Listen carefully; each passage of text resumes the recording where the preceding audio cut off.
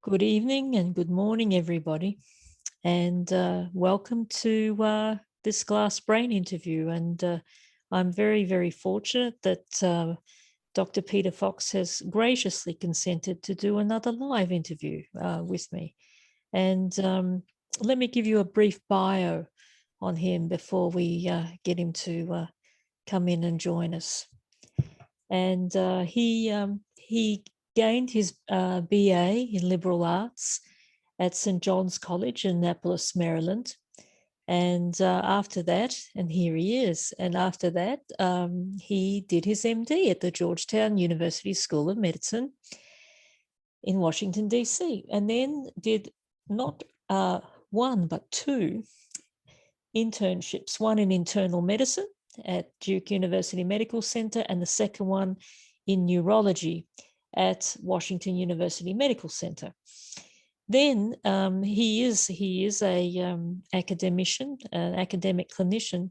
He did his formal research training on an NIH T32 training award to the Washington University Department of Neurology and Neurosurgery. And his mission there was to develop and apply novel methods of mapping sensory motor function using O15 positron emission tomography. He then followed that up with an individual KO7 clinician scientist training award. And the idea there was to bring now PET methods to high order brain functions now, to making it apply to language and to directed attention. To give you a bit of a background about Dr. Fox's positions, he first moved to Johns Hopkins University School of Medicine, and where he was a founding member of the Mind Brain Institute. And then in 1991, he moved to the Lone Star State of Texas, to the University of Texas Health Sciences Center at San Antonio, as the founding director of the Research Imaging Institute, which he still directs today. And so that's an organized research unit dedicated to development and application of advanced brain imaging methods. Now, he's got a lot of other titles in addition to that. He is the Vice Chair of Research and Research Education in the Department of Radiology, where he holds the Malcolm Jones Chair of Radiology. And he is also a professor in the Departments of Neurology, Psychiatry, and Physiology at UT Health San Antonio. He is part of a number of graduate programs at the institution, and an amazing track record with training and mentoring trainees, 31 predoctoral candidates, 13 postdoctoral fellows, and 17 faculty under federally funded US training awards. And then he also, of course, is very well known for being the founding editor of the journal Human Brain Mapping. And he founded that in 1992. And of course, he's still the editor-in-chief. The journal's gone from strength to strength, and he now has no less than 3 deputy editors-in-chief. And they are Dr. Jack Lancaster, Dr. Gary Egan, and Dr. Simon Eickhoff. And so welcome to this virtual fireside chat, Dr. Fox. It's lovely to see you. Good to see you again, Aina. Thank you. And so, oh yeah, thank you for offering to come back live and have another chat again. And let's just get people up to speed. with where things were with OHBM in the very early days, because you, of course, were an instigator of the original so-called human brain mapping workshops in the 1980s and 90s in San Antonio in Texas, where leaders of neuroimaging met to discuss topical issues of the day, including 3D standardized spaces, which were not really a thing at the time, and the potential to share neuroimaging data across labs. And sort of, I call it a proto open science initiative. And I think it's an amazing accomplishment at the time that you guys were thinking about doing that. And of course, those workshops that you organized were absolutely foundational for seeding the first and second meetings of OHBM held in Paris and Boston, which of course I was privileged to go to as well. And these later meetings, of course, these meetings spawned OHBM. So I have to ask you, what did you imagine the future would hold for OHBM all those years ago? Well, that was before we were really thinking about it as OHBM. It was really the fundamental concept was that we needed to reach past meetings that were aimed for a particular training path, right? So if you're a neurologist, you go to neurology meetings. If you're a psychiatrist, you go to psychiatry meetings. That it was pretty clear really early on that that was just not broad enough, that if you were going to be working in imaging, you needed to be working with physicists, engineers, that many of the protocols we were working on had very basic physiologists. We were early on working with people doing cat work, rat whisker barrel work, cognitive psychologists. These are very disparate disciplines, but they all had something to contribute to imaging. And that notion that we needed to be very broad in our thinking motivated the early workshops in San Antonio, and the level of enthusiasm about that view was really impressive. It was very, very strong. That from the very beginning, people from many disciplines came. I mean, David Van Essen was at that point working in rhesus monkeys. He came. And Anders Dale, Carl Friston, they were neurologists, they were psychiatrists, they were people working in genetics. A lot of people came to see this convergence of disciplines, and that endorsement of the complexity of the field that we're all enjoying now really promoted and motivated growing it into OHBM. And I think that flavor has not changed, that it's a very, very broad scope discipline. And that awareness, I think, is what made it so powerful then and what makes it so powerful now. Well, we'll come back to that as we work our way through your interesting life and career trajectory. So I'm going to take you right back to the past, and I'm going to ask you where you grew up, and did you have siblings?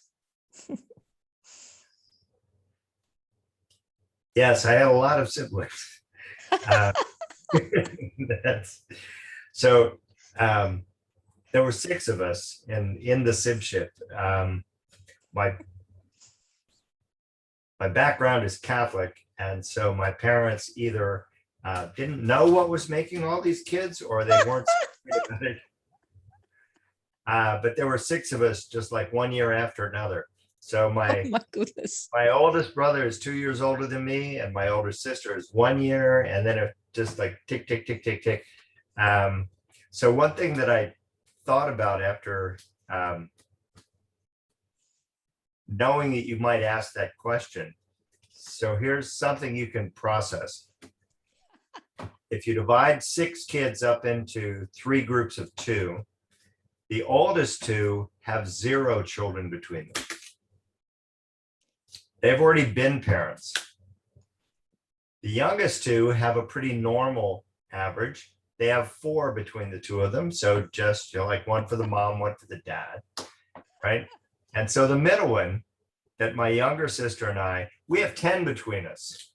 It's like we hit the sweet spot.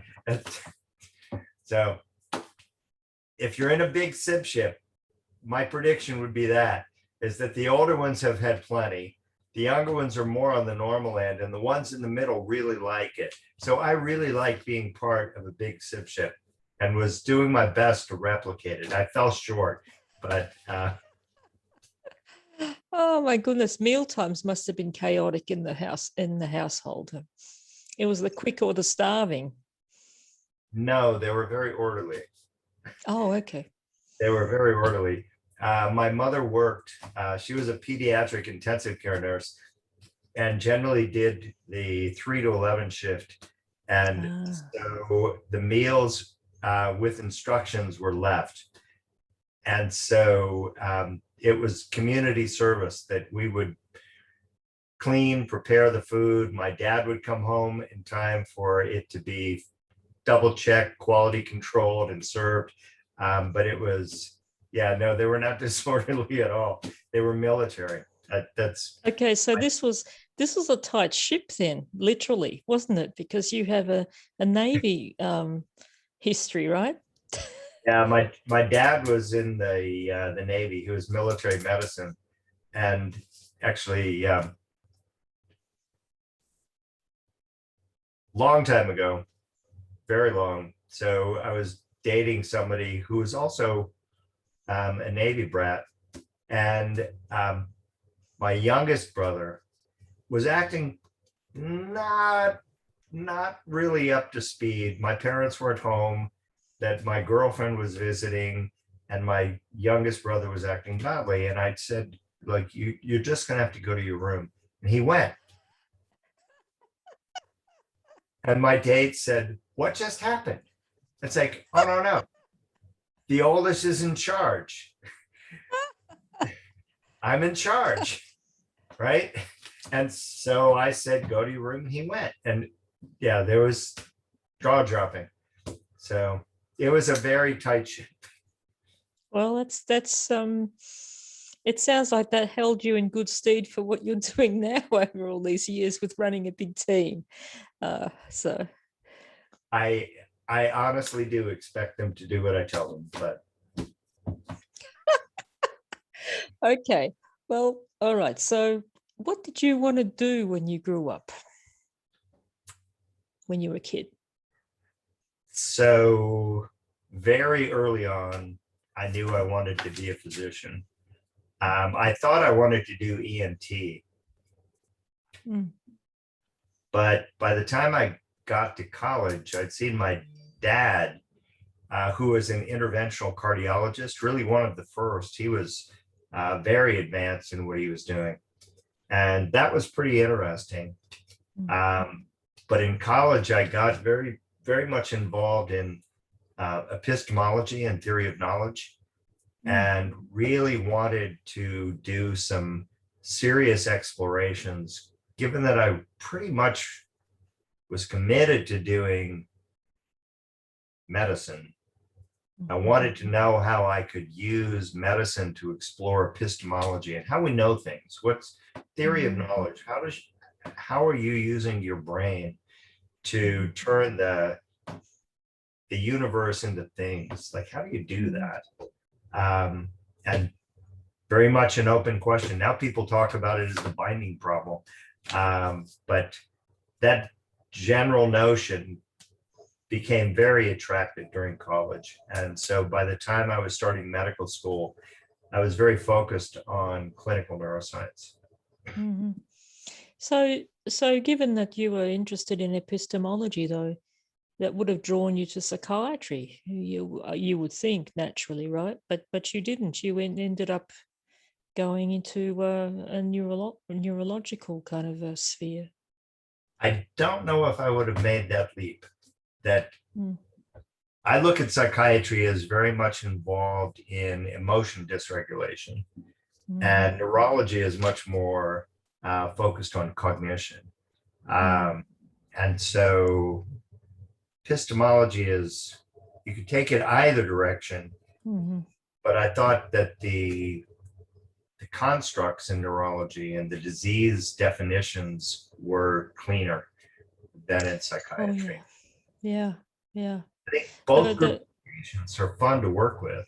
They're really very enjoyable, and they have their own distress, which you can try and remediate. Mhm. But neurology seemed an easier path to make steady progress than psychiatry. Yeah, but it's interesting even in neurology too. So many chronic conditions, so many with some of the degenerative sort of conditions, lots of lots of suffering, isn't there, with patients, and you really get to know those patients very well over a long period of time. Yes, it would be nice to have better treatments. Mm. Well, that's Certainly. where I think the kind of work that we all do and the kind of work that you've certainly focused your um, career on is very, very important, because it has seeded new ways of assessing function, and the neurosurgical mapping, for instance, for epilepsy. I mean, that was very much influenced by neuroimaging, right? So that's really, really important. So the kind of work that the PET studies that you did initially, I mean, that really set the scene for what happened later for functional mapping. So that's pretty amazing. So here's an anecdote that I haven't shared with you previously. So the first preoperative mapping study done in St. Louis with PET was my mother. Oh, really? Mhm. Oh, wow. That when I was in medical school, she developed a meningioma, parasagittal Oh, meningioma, okay. Hmm. and it produced focal seizures in her leg as the first symptoms. So she had a Jacksonian kind of a It did, yes, seizure. Mm. yes. And unfortunately, it turned out that it wasn't a typical meningioma, which is pretty readily resected and Yes. doesn't metastasize. So hers was sarcomatous. And Mm. so it did metastasize, and it metastasized throughout her body. And so she eventually died of it. But Mm. she initially had the surgery and they made the diagnosis, but it wasn't a complete resection. And so she came from Georgetown, which was where she was seen first, to St. Louis when I was there. And they wanted to do a preoperative mapping. And so I mapped her and then published it. And so the first published preoperative mapping, so pre-surgical definition, they wanted to know where the tumor was relative to her sensory motor cortex. And so I did that with O15 PET and then wrote up the report. And yeah, it was, so her, That must that must have been really distressing in some ways, and the pressure must have been incredible, because here you are, you're trying to do something new, and as we all do, because I know, because I've done mapping as well, and you're always doing something new, but this is somebody that you care about a lot and you have an emotional involvement with, and that must have been very difficult.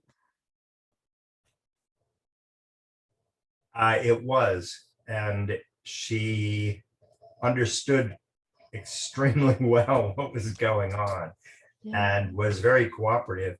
I tried, in fact, not to do it, but to put in the lines was difficult. And other people tried, and then eventually they came and got me and said, "We're not getting the lines in your mother. Would you do it?" It's like, "Yeah, I'll do it." And it's like I knew I was going to have to analyze the data, but I didn't know I was going to have to go and put in the venous and arterial lines. But yeah, she just said, do it. So, Wow, that's quite an experience. So let's talk a little bit about some of the mentorship you had there, because you had some pretty amazing mentorship as well with all of these amazing studies that you were doing. And you mentioned in your acceptance speech, you mentioned Marcus Rakel. You want to talk a little bit about your mentors and what they mean to you? so the team in St. Louis was really quite remarkable. And the two leaders overall for the PET facility and the cyclotron, the radiochemists. So that was Michel Tripagosian. And he was the one with the really very broad scope vision of why PET. So he was the person who was creating and building the first PET and had been running the first medical cyclotron in the US and picked O15 as the target because of the broad scope of applications. That was all Tripagosian. But he recruited Rakel because of his understanding of hemodynamic and metabolic physiology, his awareness, because he had training in the Air Force in high altitude physiology and oxygen, and recruited him. And between the two of them, this was an amazing physicist and a very accomplished physiologist who were then bringing in other people to work under them. And those two really understood the importance of a very broad vision and were really so confident that when Rakel wanted to study memory, he contacted Larry Squire.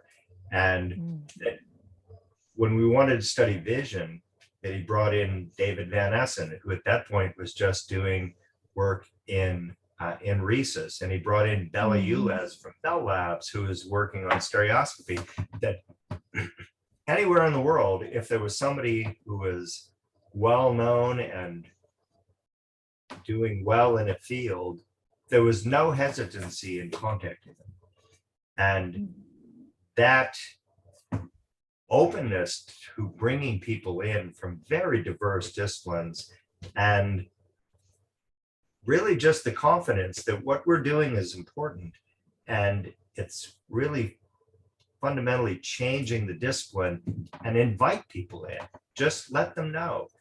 And there were very few instances when if Rakel or Tripagosian made an invitation like that people would say no.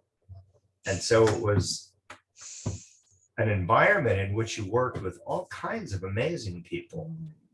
So that model to me seemed really fundamental, and I wanted to extend that as much as possible and to be as broad as possible in the scope of who was invited into the collaborations and meetings, both in San Antonio and then in OHBM.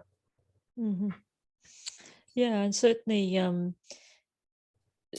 the way the work has gone now, the field has gone now, that this exactly the best work happens exactly in the way that you describe, with people with very, very varied expertise. And we are now in the era of big data, where no one single person can know the whole story, and we have to rely on each other to make sense of many aspects of the data. So it's an amazing time. Things have really changed, but that was certainly a place that was well ahead of its time. So I'm going to ask you about some highlights of your career as you see them. What are the most precious and meaningful ones to you, and why?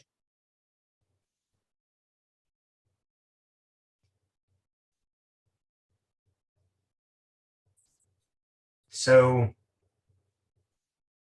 one of the things that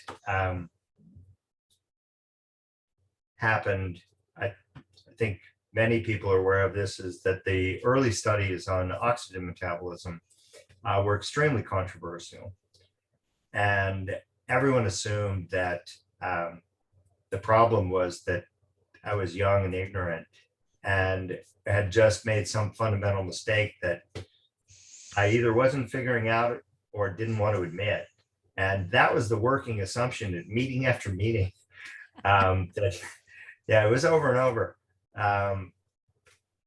And so when eventually it got validated by predicting the Bold phenomenon and then seeing the Bold effect, that was a huge reinforcement. That was a very, very positive thing. And the embracing of the oxygen work by the MR community was quite explicit. And that was very reinforcing, that people saw that Rakel and Turpagosian and I had gone very far out on a limb and said, this is an unpredicted phenomenon and we can't explain it, but we're standing behind it. And can people take this and move the field forward? And the MR community responded by doing that. Right. So would you say that was probably one of the most challenging things that you've really had to deal with over the years? What would you say would be the most challenging? That was, yeah, that was pretty challenging. That when I first presented that work in public, that was 1985 in Ronneby Brunn in Sweden. And when I was presenting an oral presentation, I'd gotten a travel award, that it was all going very smoothly. And before I finished the talk, people had stood up in the audience and started yelling at me that I was wrong and that this was an error. I've never had that happen before since, right? Wow. And the audience response, negative response, was so intense that the subsequent talks in that meeting didn't happen. And they had to bring them back and continue the session after lunch, that it went on and on and on with people just yelling, raising their hands. It was just like chaos. Oh and my goodness. Yeah, it was, I've never seen that. And, but all of the questions we had actually rehearsed, that I knew it was going to be controversial. And so it was presented in the lab and people would ask questions in adversarial ways. And it's like, every question I was asked, I'd been asked before. And I knew what my answer was going to be. And we looked at the data to make sure that we had the best possible data. But still, it was just so controversial. And for the rest of the meeting, everyone who came up to me wanted to tell me why I was wrong. Like at lunch, I'm sitting having dinner, it's over cocktails, somebody comes up to explain to me why I'm wrong.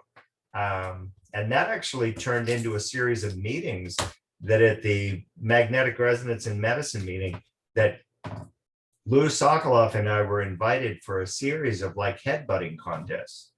It's like, I've never seen that before. It's like, you say why you're right and he says why he's right. And then it's like, I see, so we're going to get an applause meter. What are we going to do? It was pretty strange. That it was strange for several years. And then you were right in the end. I think I was right. I think there's some people who still don't believe it. So, it's interesting. That's an amazing story, and it reminds me of a story that Charlie Gross told me once at a poster at the late Charlie Gross at a poster at Neuroscience, when we had intracranial recordings of visual category specific kind of field potential activity. And he came up and I remember he came up and he shook my hand. And then he told me this terrible story, exactly like you, of SFN. And it was like the early 70s. And it was the same thing. He had this cell that had responses to a hand. And he was booed out of the room. So it's exactly the same kind of story. And it really tests something like a situation like that really tests the mettle of a scientist. Yeah, you have to just explain again and again. This is what the data is. This is what we looked at. These are the controls we ran. This is what we think is the best conclusion. What else can you say? Yes. It You was just wait until more experiments get done and people get the same thing as you do, I suppose. That's all you yeah. can do, right? There was another fun one. You know that I've been involved with the brain map database for forever and forever, right? Mm-hmm. So one of the ways that that kind of unexpected finding has really helped was that with the Steve Peterson and Mike Posner and Mark Rakel and Avi Snyder, we put out a series of papers on language organization. That's right. I remember those. That were very controversial, very radical. And in particular, that semantic activation, semantic tasks produced left frontal lobe activation. It's like, no, that's wrong. Semantics are supposed to be in Wernicke's area. And we're saying, no, we're not seeing that so much. What we're seeing is that it's pre-Broca's area and we're getting very clear semantic activity. Okay, so as quickly as possible, all the other sites that could bring up PET activation, starting with Hammersmith, honed in on that, because that's much less complicated than doing the oxygen glucose comparisons. So they began right away trying to replicate that experiment to prove that we were wrong. And so the outcome of that was that there was a whole slew of papers proving that, yes, we get the same effect. And so when we began trying to do meta-analyses with brain map and coordinate-based meta-analysis, it turned out that that gave amazingly robust effects for semantics being in the left frontal lobe because so many people had tried to prove us wrong. Right. And so it's like, good. So if you're controversial, you'll generate a lot of replicating data. Yes. So I learned that very quickly. Yeah. Okay. So what about funny things happen in the lab where we're doubled up with laughter in the fetal position sometimes. And you must have some anecdotes from crazy things that have happened to the lab. Are there any that you're willing to share along those lines?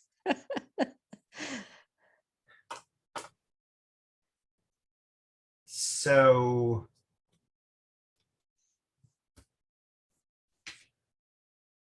I don't know, we're not so much of a funny lab. I'll tell you an unusual thing. Okay, that works. So this was kind of unexpected. Do you know what the U-2 plane is? Are you familiar with the U-2? Yeah. Okay, so I mean, it was very much involved in the Cuban Missile Crisis, and so the U-2, for the people who don't know this, the U-2 is a single person airplane that flies at about 90,000 feet. And it's equipped with very heavy duty cameras to spy on all the people that need being spied on, right? So, I mean, initially it was the Russians, you need to spy on them as much as possible. But the U-2 is still flying. And so a number of years ago, the Air Force used to be run by the CIA, but then it was run by the Air Force. It's now still being run by the Air Force. Came to us and said, the U-2 pilots are having some troubles and we don't understand it. And what we'd like to know is if you would image their brains and figure out what the problem is. It's like, all right, that's a puzzle. And so we scanned all the U-2 pilots, every single one of them, and looked at their brains and correlated brain changes with high altitude flight times and did find problems. and Wow. figured out for the Air Force what was the problem. And they modified the cockpit environment and I believe resolved that problem. Oh, well, Um, that's amazing. That's incredibly important because they're flying so high. that the issue was that they were flying very high, and Mm, over time, the demands on the pilot went up. They expected them not simply to be pilots, but to be interacting with ground crews and to be modifying their flight path based on what was being done with the data in real time. And it was mhm, cognitively so challenging that it was compromising their mental abilities. mm, And so I was pretty impressed that the Air Force thought that the answer would be with brain imaging and devoted that. Um, both the pilots responded very well, that they had the option of whether they wanted to come and be scanned or not, and they all said yes. So that was a pretty unexpected turn of events that turned out, I think, in terms of what our conclusions were, those have been published. mm, But in terms of finding an abnormality for a subtle effect and then having it turn into an action that mhm, remediated the problem mhm. gives me hope for brain disorders. Yeah, and you would have done an immense service to those individuals as well. That's because they were probably doing things that they weren't understanding what was going on with their brain, and you guys found a reason for that, and that's really, really important. So I want to ask you before we turn to the present, if you had your time over again, what would you do differently with your career?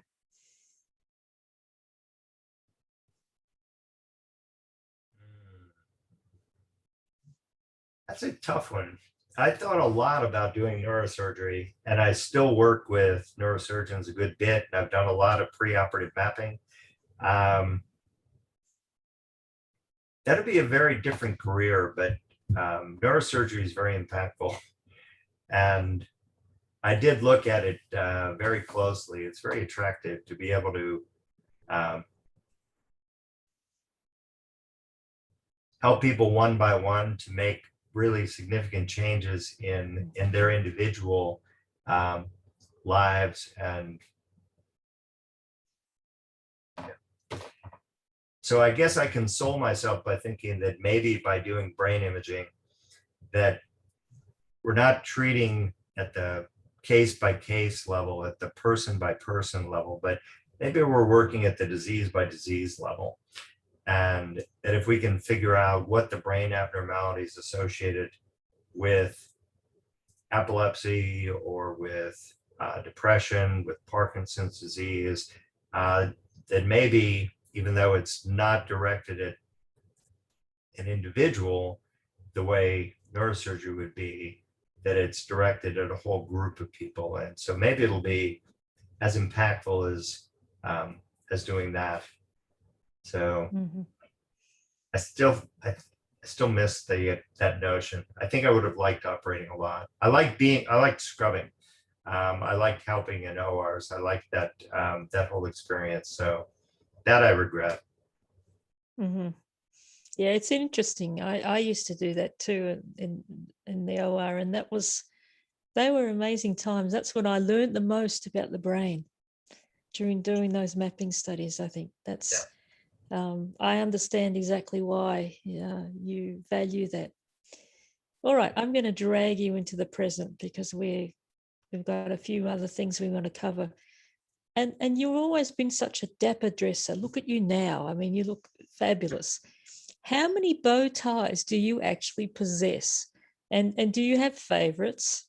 And tell me about it. So um, I went to a Catholic prep school. So I went to Catholic schools from first grade through 12th grade. And so in high school, we always had to wear blue blazers and long ties, white coat, white shirts, blue blazers, long tie. Um, so it was very oppositional. I was really rebelling by wearing a bow tie. We were never allowed the possibility of wearing a bow tie in high school. So that's part of it. But part of it is being a neurologist, at least on the East Coast. So in Georgetown, Hopkins, neurologists wear bow ties. That so I've always liked both not wearing straight ties and wearing bow ties. How many I have? It's a lot, right? That's yeah, hundreds, I think. Because whenever I see something, I don't like the ones with stripes. I like geometric patterns. I like floral patterns. I like unusual things. So yeah, so I always, if there's a shop with bow ties, I'll always look. And I'll be disappointed if I don't find one or two. So I've got a bunch. Probably my favorite is the one my dad gave me, which is the one that he wore when he was an intern at Hopkins. So So that's a special one. that one's pretty That's special. it. Yeah. Do you have any bow ties with brains on them? I do, yes. Oh, goodness. Okay. What about, let me see. Let me ask you about after you've been working hard at a computer screen all day and you know, doing administrative work and everything, directing an institute, how do you take time to relax? And what do you think about work-life balance? Well, it depends on if you mean the short scope or the long scope, right? And so, like, I have an 11-year-old daughter, and so last night after work we watched the latest Disney movie. So I think spending time with my daughter, watching her do gymnastics, hanging out with her friends, that we've got a pool in the backyard. She's got great friends from school. And so being around young people, that's quite regenerating. In the longer scope, we spend a lot of time outdoors. I like to ski. We like to hike. We're always looking for places to go, planning the next trip, just being outdoors. So that I find really refreshing. So That's good. So you can you've learned how to balance the mental and the physical aspect of your life. I have my next trip is booked. So I booked a motorcycle tour through the Mojave Desert. And I'm trying to talk people into going with me. Actually, I've done that before. I'm bad about that. I booked guided ski tours, like backcountry ski tours, and then persuaded people to come with me. And so Jack Bellavo and I did backcountry ski tours together. Jack was a wonderful skier. Jim Frost, who is a nuclear medicine physician at Hopkins, I think never forgave me for taking him on a backcountry tour where they expected us to jump off a cliff into a snowbank. And he was like, no, no, no. And it's like, why not?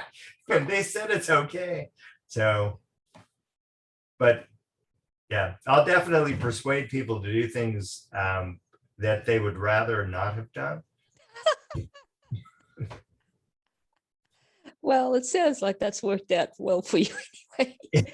Okay. Let's see, what's our time? I have to keep an eye on the time, otherwise we'll turn into pumpkins. Let's move on to the future a little bit here, because let's talk about the kind of challenges that you see that young scientists have now in the 21st century that didn't exist when you were doing your training. Yeah, I have to say that I think a a lot of what's happened to me was kind of dumb luck and being at the right place at the right time.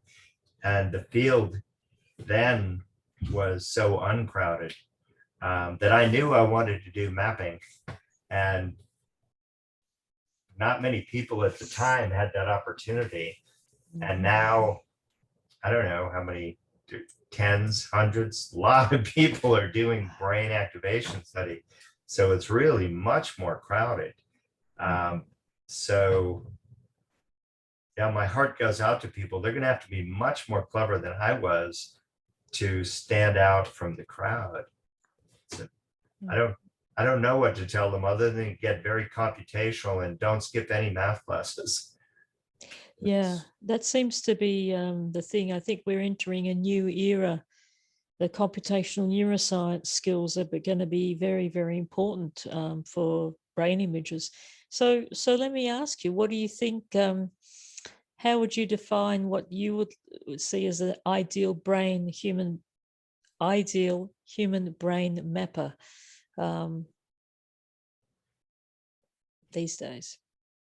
So what I really push with the students I teach is scope. And I make sure that they don't think that what they're learning with their PhDs or their postdocs or their faculty fellowship, it's not fMRI bulk brain mapping. That's a technique that they need to tie many other techniques to. And so I want them to understand about autoradiography, about immunohistochemistry. How can they relate across many different disciplines? How do they relate to the biomedical engineers, the people developing new imaging methods? How do they relate to people doing work in animals? Like, how can they bring all of these tools together? Because that's what was so powerful in the Rakel and Terpagosian lab, was that they were just omnivorous in terms of the number of disciplines and how they would interact with people. And that, I think, is really the fundamental. And so we can bring these now very established methods. They were very rough and ready early on, and now they're really, really robust. But we need to be willing to reach out to people very broadly and try and use our techniques as a platform to develop newer techniques.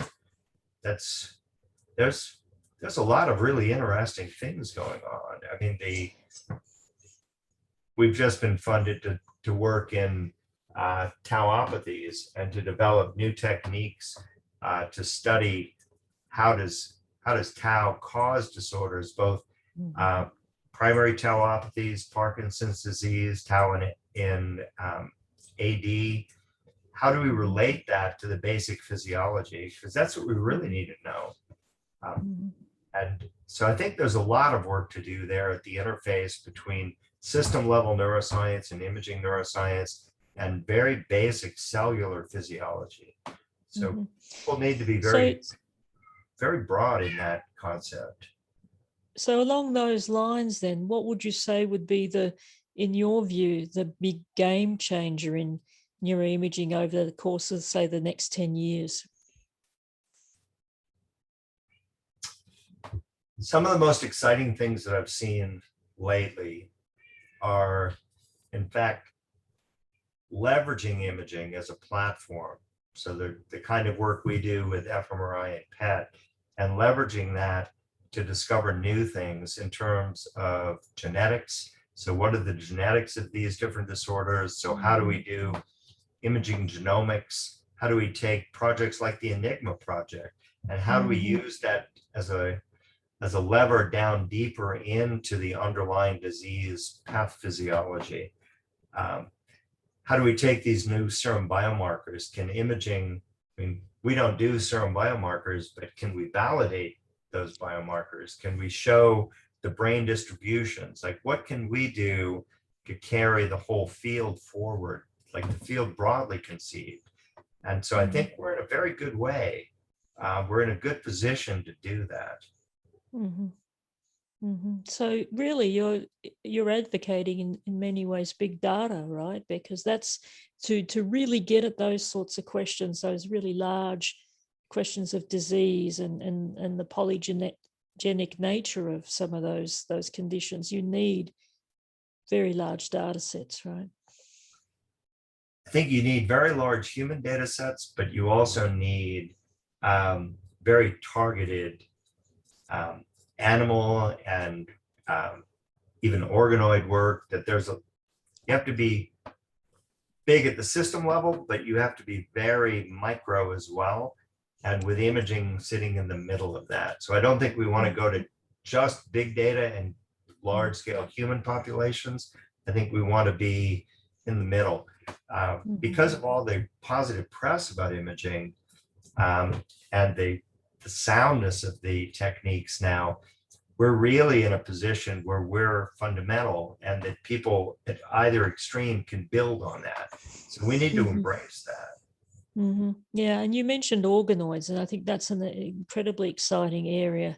And as we build MRI scanners with higher field strengths, with better resolution, that's going to be really, really interesting to see what happens with imaging of structures like that, of organoids. And that's absolutely mind-boggling to me when I look at that sort of work, that you put something into a bio incubator for 6 months and and you end up with this piece of cauliflower that's got spontaneous electrical activity. That is absolutely wild.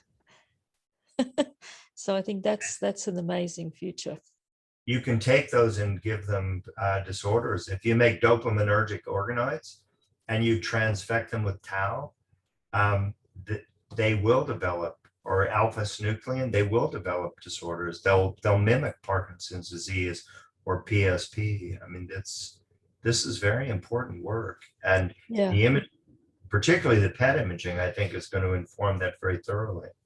Yeah, with the customized radionuclides. So radiopharmacy is probably going to come into its own again in many ways, I suspect.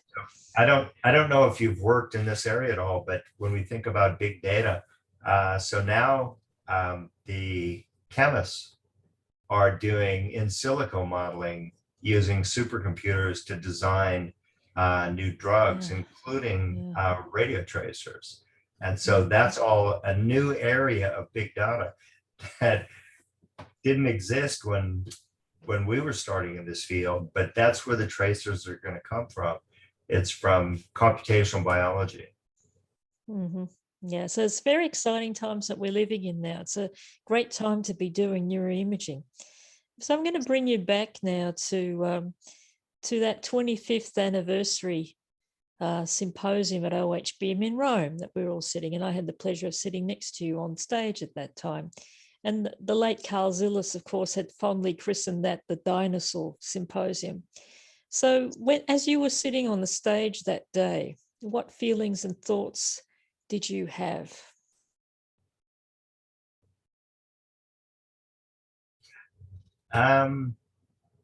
All warm and fun. That it's been really a great ride, and to see that people understood that and were looking back and trying to get some guidance from what we'd all been through, and to use that as a way of pointing forward. To me, it seemed kind of a chaotic journey, but maybe it wasn't all that chaotic. And seeing the success of so many people that I knew at the very beginnings of their careers, and how far they'd come and how far we'd brought the field forward, that was real fun. That was really quite nice. So, I mean, David Van Essen, you probably know this, but when Van Essen was still doing rhesus work at Caltech, he came and was one of the first collaborators in Rakel's lab. doing the retinotopy work that we published in Nature. And it's like, we've been working together since 85.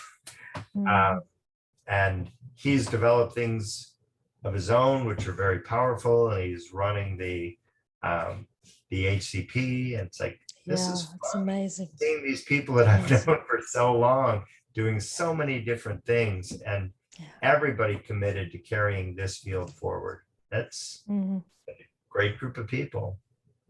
So and the last question to finish up on that note, what recommendations do you have for the future growth and development of OHBM?